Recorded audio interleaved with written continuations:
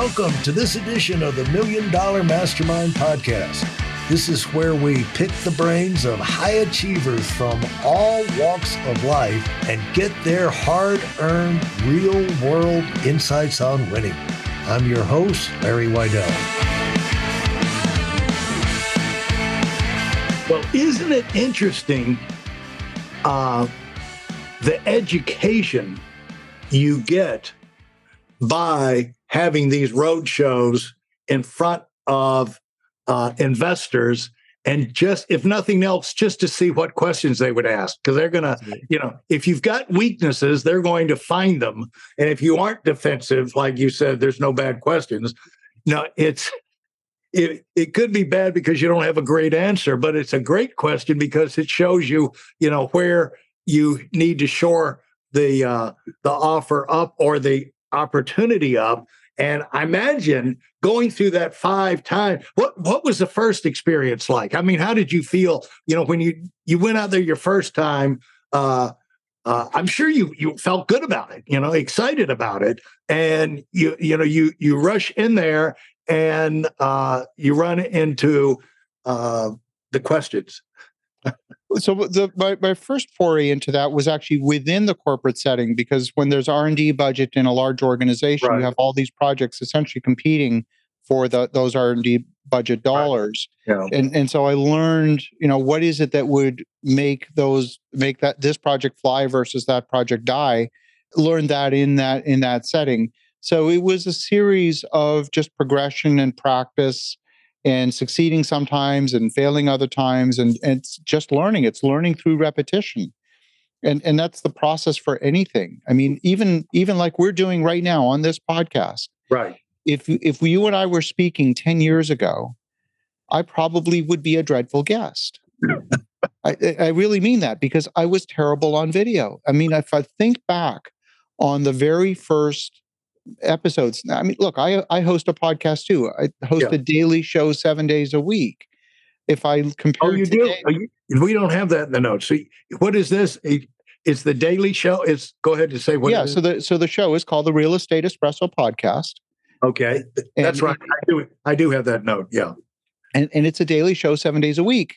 Now, I designed that show for a couple of very specific purposes. Number one, amateurs don't do a daily show. Okay? They just don't. Yeah. So right. I wanted to be set apart. Wanted to have something to offer the marketplace, because look, did the world need another show that is an interview once a week? It goes on for 45 minutes. Yeah. People who subscribe to podcasts already subscribe to 6 and listen to 5 because that's all they have time for. Right. So if they're going to listen to me, who am I going to kick out from their list? Am I going to kick out the real estate guys that have been doing it for 26 years? Am I going to kick out Joe Fairless, Bigger Pockets? Like, who am I going to kick out? Am I going to kick out Oprah? Like, come on, right? So I had to design a show that would compete without competing. And I put together a very simple idea, which was produce one piece of quality content every day. Yeah. And it's in that process of practice and repetition. I mean, this week we will hit episode 1,932. 1,900. Wow. 32. Yes. Congratulations. I'm trying to figure out how many years I divide that was over 6 years. Right? We're into our 6th year. Absolutely. Yeah. Wow. Absolutely. And congratulations. Thank you. And into the millions of downloads. So the show's doing well, and it's got a very loyal listener base. But in the process of practice and repetition, you get better, you get better, you get better. And when you started that, how much of a ramp up was that to get up to the professional level on your podcast? Because that's the same thing. You started a project. And how much of a effort was that? How'd you go about it? I had been a guest on a number of shows, and I had been guests on folks that hosted a daily show, like John Lee Dumas, Entrepreneur on Fire. Right. He's been running this at a very high level. Mm-hmm. And he was kind of my Roger Bannister moment that showed that a daily show could be done. Sure. Yeah. Right. Roger Bannister broke the 4-minute mile. No one had ever done it up until that point. And then within a year, like a lot of folks had broken the 4-minute mile because all of a sudden it was possible. Yeah. So for me, John Lee Dumas was that moment, was really understanding how he was doing it. Now, my formula is different and it's fine, but it showed me that it could be done. I designed the show very deliberately and I went into it pretty much cold. The intro music is the same now as it was the day that I started. The intro music is 5 seconds long. I start talking at the 2-second mark. People expect a certain level of consistency. The weekday show is just me, 5 minutes. So it's literally your morning shot of espresso. And then the weekend edition are interviews with notable people from the world of investing. And those interviews run 12 to 15 minutes. Yeah. So again, it's differentiated in the marketplace. It's respecting the listener's time. It's a tight recording, a high production value, so you can listen to it in the car in a high road noise environment. The production value is there. And we're not targeting the rookie audience. We're targeting the sophisticated investor that may own 50, 500, a couple of thousand units of apartments. We have many listeners that are lenders, economists. It's not targeting the rookie audience. So it's speaking, very directly to that audience, and we built a loyal listener base. Again, it's just practice. And let's talk about how one thing is you go to school, you get your education. Right. And another thing is you get out in the real world and you start getting another version of an education. But it's another more serious thing when you start raising money. And it's great that you can start inside the corporate arena and have that protection to be able to start getting your first lessons, fighting for that piece of the budget. That one of the biggest, most hotly contested real estate fights in business is organizations inside a company fighting for real estate on the home page of the company. Yeah. And there's a turf war. We gotta have that part. You can't take that from us. And so that's how the world finds out about us. And so getting in there to where you learn, you survive those battles and you graduate out. How did you go about these lessons? Because I get the idea you learn fast. And, it's like one thing is, fool me once, but you don't like to get, like if I get beat once, it's like Nick Saban. It's like if you fail, get the lesson. Don't fail and lose the lesson. And so one time you could kind of put up with it. But how did you go about cataloging these lessons right from the beginning as you started fundraising and putting yourself in a position? Because really that's the secret. I wrote a book called Serial Winner, which is like how certain people go from one success to another, where most people dream of having a big success and they never do it. And if they do it, luck up once, they find it hard to repeat. But there's other people just seem to roll on from one to another, and they make it, they've got a system about it. But the thing is, the great thing about that is bigger doors open, because you won those earlier battles. It opened up the opportunities for bigger things down the road. Like you say, you're on your way to becoming one of the biggest companies in construction and investing and the real estate development market. And it's fun, it's fun to move up. But to do that, you got to be organized. And that's what your book shows that. So how did you go about getting yourself to say, I want to get these lessons and make them stick? Look, I don't want to over varnish it. We make plenty of mistakes. We do. And I've made plenty of mistakes along the way. If I look at the first 4 or 5 years of my transition into real estate investing, I counted more failures than successes and said, oh my God, this deal went south. That was a waste of 2 years of my life. And so we certainly had those too. And we also today absolutely have a learning culture. A lot of people talk about it. Very few people do it. We were actually talking about it in our staff meeting today, where team members have been watching the way we conduct things, and they say, You're not perfect. You make mistakes, but man, you create systemic fixes for those mistakes quickly. There you go. Right? Yeah. And talk about how you do that. It's understanding what was the root cause of the issue. And sometimes it's an individual, but it rarely is. It's usually because someone wasn't set up for success, or you had the wrong person in the wrong role. Yeah. So if you look at most failures in business, occasionally there's a lightning strike that happens. But most of the time, the failure is attributable to having the wrong person in the wrong chair. Yeah. Most of the time. So if you recognize that, or there was some systemic failure, like who owned getting this particular deliverable over the finish line? Well, nobody. Okay, well, we found the problem. Or who owned getting this deliverable over the finish line? Everybody. Well, that's the same as nobody. We found the problem. It's not rocket science. Right. Oftentimes the fixes are really, really simple. Or how does this deliverable get from A to B? It just doesn't get there magically but by itself. Right. What connects the dots? If there's nothing connecting the dots, it's not going to work. Yeah. Right. So it's understanding that from a systems perspective and making sure that the flow of communication is there to make it happen.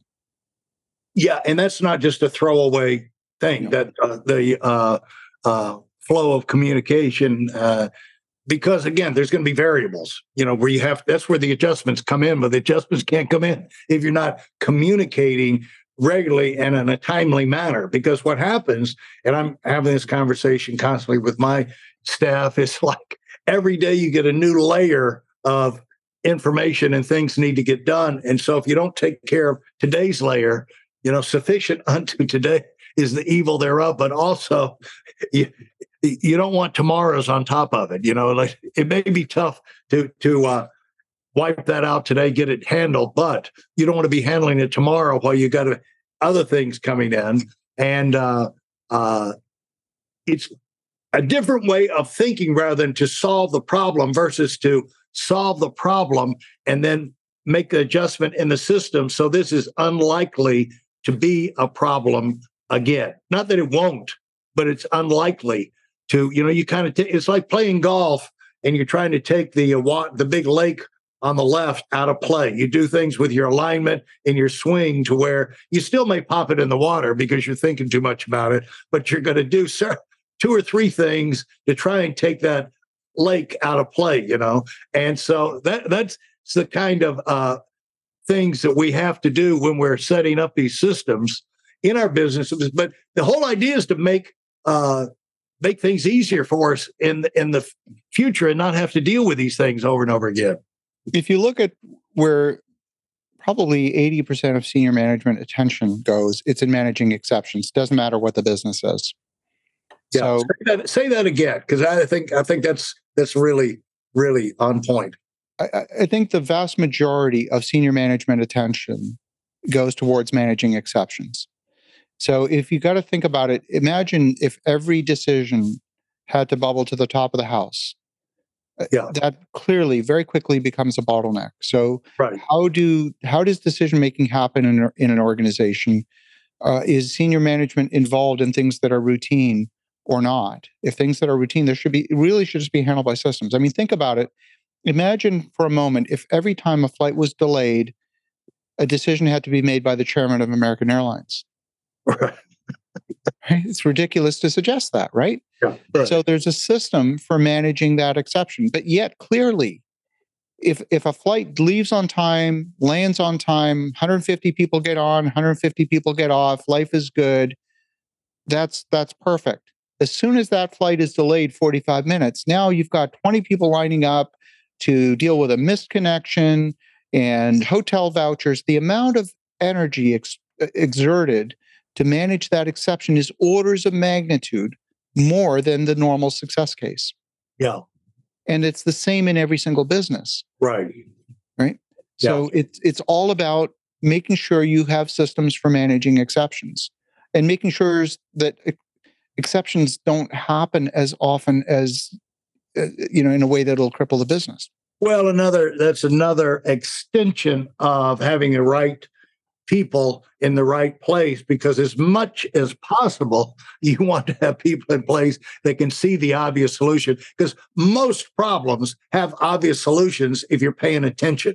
You can't, it's not like one of 800 different things we can do. It's either we're going to go left or right, and a lot of times you got experience going left and right. And so most of the time it's not rocket science making these decisions. Sometimes, there's a Solomon element involved, but not all the time. And so if you have people who are thinking and aware that can take those things, make them before they migrate up the management chain, it makes it a lot easier at the top. That was one thing I noticed, Victor, coming up as a young pup and getting around the top level Fortune 500 CEOs, and I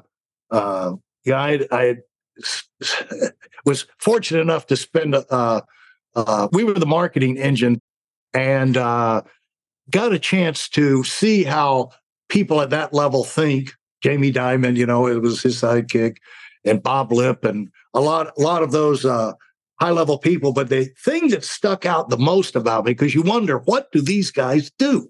And what makes them, why are they in that position? But the one thing I noticed from my little vantage point was they evaluated people differently than I did at that stage of my life. That's where I got most of my insights, or most of my education, was hearing them evaluate people for positions. Because I would get in some of those inside conversations, like, who are we going to take to run Canada?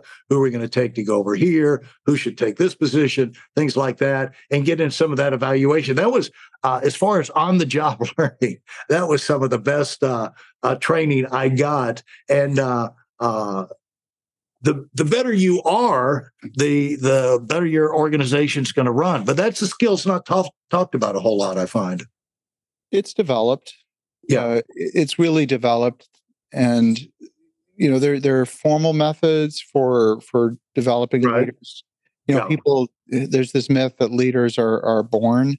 No, they're developed. They're grown. Most of the things that create effective leadership don't come naturally. Yeah, they really don't. At least they haven't for me. I had to learn.